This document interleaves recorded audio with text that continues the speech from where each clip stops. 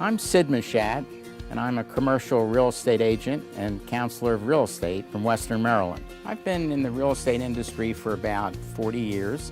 I started out in Washington, D.C. and developed an appetite for country living and moved out to the little town of Boonesboro, Maryland, and then basically moved into commercial real estate little by little. The commercial sector is very challenging. It requires some educational background. One of the rules of commercial is know what you don't know. I learn something every day. I like RPR particularly because of the aerial photography and the options that I have, so I immediately get a fix on the property and its location by basically adjusting the aerials to exactly what I want.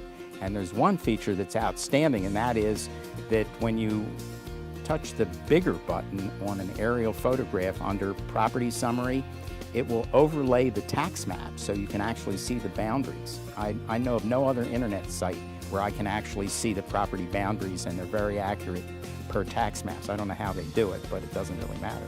There are basically 3 levels to RPR. One is you acquire the data by getting to know the site. And then secondly, you can choose reports that make sense for the particular client. And lastly is the application. How do you deploy these reports either through a PDF or hard copy or both? And what I have is an extra tool in my briefcase every time I go talk to a buyer or a seller if I do some advanced planning. Normally now when I have a listing lead, I go immediately to RPR and get a one-stop snapshot, if you will, of where I'm headed with a new listing.